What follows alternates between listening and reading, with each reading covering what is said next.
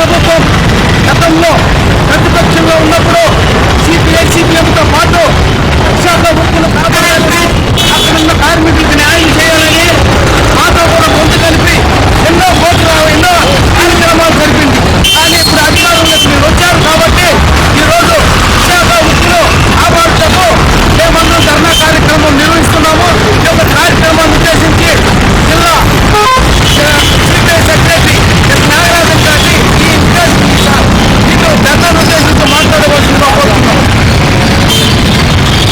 CPI, AITC, NFIW, ASF ప్రజా సంఘాలన్నీ కూడా ఈ యొక్క విశాఖ ఉక్కును ప్రైవేటీకరించరాదనేసి 1, 2, 3 తారీఖుల్లో ఈ నిరసన కార్యక్రమం చేపట్టడం జరుగుతూ ఉంది.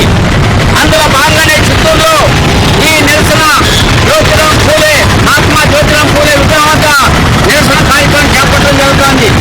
మేము ఒకటే అడుగుతున్నాం ఈ ప్రభుత్వాన్ని, గతంలో జగన్మోహన్ రెడ్డి గారు ఉన్నప్పుడు మీరు విశాఖ ఉక్కును కాపాడంలో విఫలమయ్యారని చెప్పినటువంటి ఇప్పుడు అధికారంలో చంద్రబాబు నాయుడు గారు, అదేవిధంగా పవన్ కళ్యాణ్ గారు కూడా ఒకటి గుర్తుంచుకోవాలా, మీరు మోడీతో సంబంధాలు పెట్టుకున్నారు, మోడీతో పొత్తులో ఉన్నారు.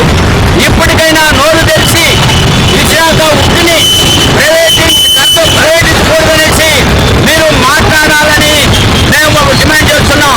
లేని పక్షంలో మీరు కూడా ఆ యొక్క మోడీకి తొత్తుగా భావించి ఇక్కడ విశాఖ ఉక్కు అనేక త్యాగాలతో కూడినటువంటి 32 మంది బలిదానంతో అమరులైనటువంటి సాధించుకున్నటువంటి విశాఖ ఉక్కుని ఈరోజు ప్రైవేట్ పని చేస్తే ఆడ పనిచేస్తున్నటువంటి సుమారు 40,000 మంది కార్మికులతో పాటు లక్షలాది మంది పరోక్షంగా ఆ యొక్క ఫ్యాక్టరీ ఆధారంతో బతుకున్నటువంటి వాళ్ళు కూడా రోడ్డు పాలవుతారు.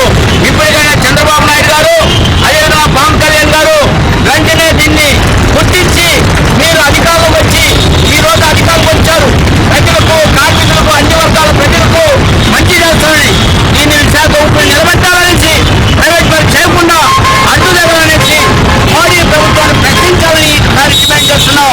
లేని పక్షంలో మిలిటెంట్ ఉద్యమాలు కూడా మేము తగ్గబోమని కూడా ప్రభుత్వాన్ని హెచ్చరిస్తున్నాం. విశాఖ ఉక్కును కాపాడాలనేసి రాష్ట్ర ప్రభుత్వం పిలుపు మేరకు అన్ని ఆర్టీఓ కార్యాలయాలందు, కలెక్టర్ కార్యాలయంలో నిరసన దీక్ష చేపడుతున్నారు.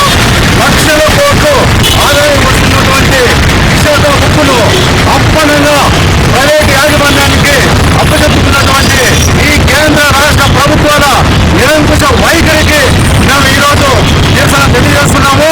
అదేవిధంగా ఫ్యాక్టరీలో విశాఖ ఉక్కు కర్మాగారంలో పనిచేస్తున్నటువంటి లక్షల మంది కార్మికులను రోడ్డు పాలు చేసే విధంగా ఈ కేంద్ర ప్రభుత్వం, ఈ రాష్ట్ర ప్రభుత్వం తీసుకున్నటువంటి నిర్ణయం